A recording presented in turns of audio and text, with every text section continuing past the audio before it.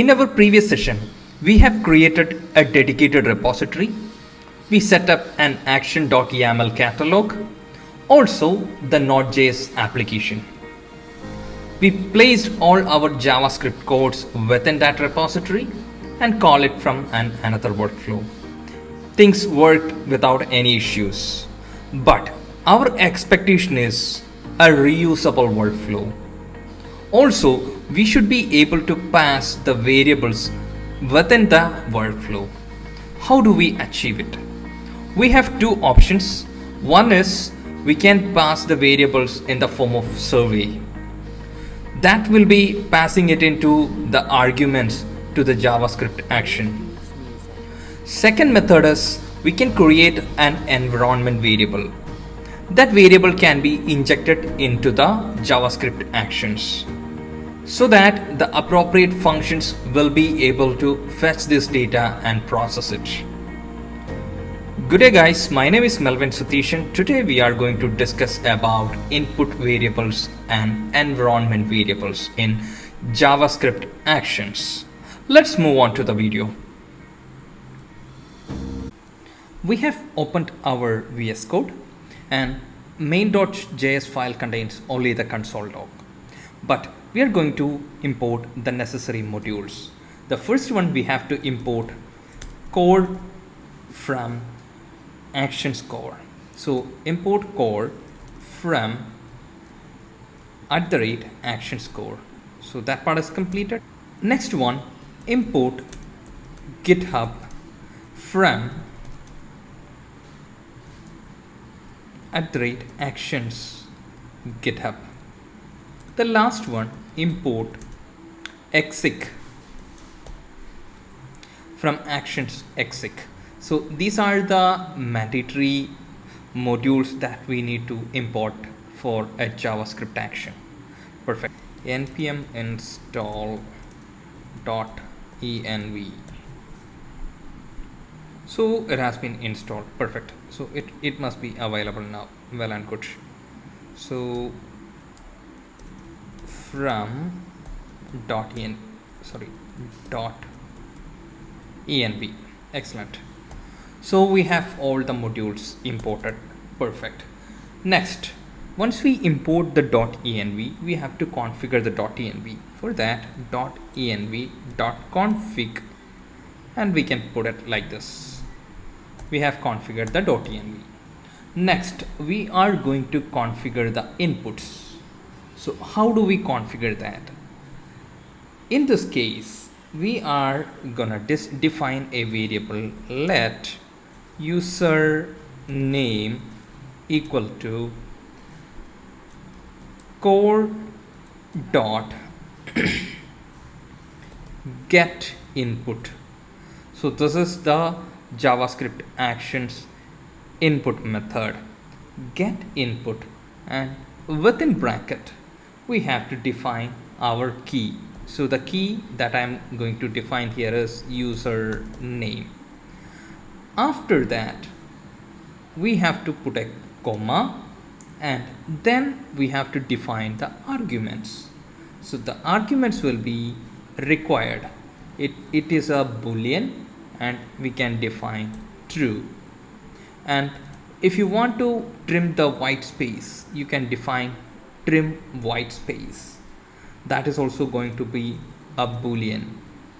So the username is a mandatory parameter. You should pass it in your GitHub actions. This is one parameter. Next, we are going to define the environment variable. So let's say the landscape. I'm going to define the landscape. So let landscape equal to process.env.landscape. Okay, I'm going to mention landscape. So landscape would be the keyword that we would be defining as a environment variable. Perfect. Now we are going to call this two variables as of now, and we will just print it. That's it. Okay, in this case I'm going to mention console.log. I'll put a backtick. The user name is, and we will put a dollar, and within a curly brace we are going to mention the username. Perfect. Now the next is console.log. Again, the landscape is, I'll define the landscape as well. So here is landscape. Excellent. Okay, so we have created a username and a landscape here. Now let's release this product. Okay, for that, git, always do a pull so that we would be up to date. Now git add dot git commit -m, added the variables, then git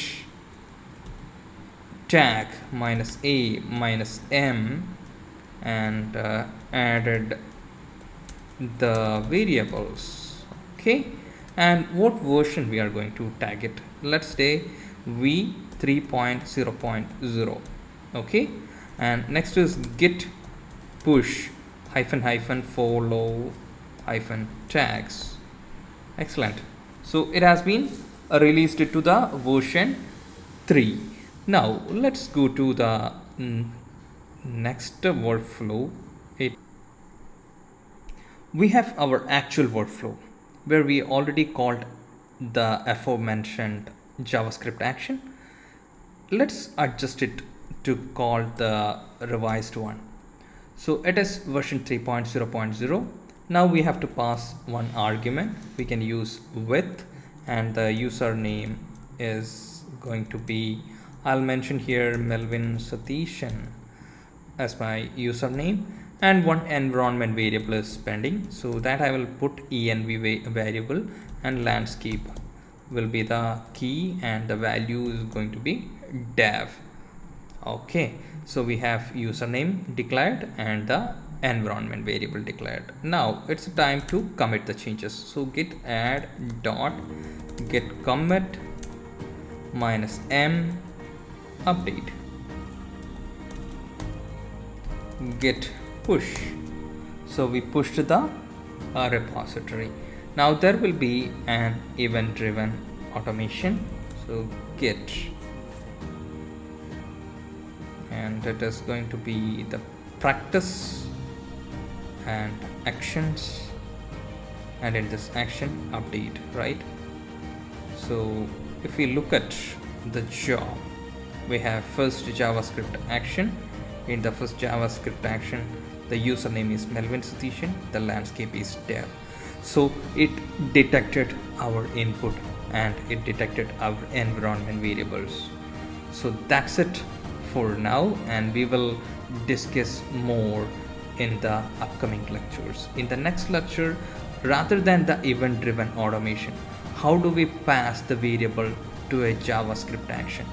Before we jump into the complex JavaScript executions, I wish you to understand the proper pathing and the environment variables or the input segments, so that it would be so easy, because in our next upcoming JavaScript actions, we would be creating a dedicated file for the modules, and we will be importing it and using the routes here and there, so it may create some confusion. So I want you to be very clear on the basics. Okay, so thank you so much for your time, and wishing you a great rest of the day. This is Melvin Satishan signing off now.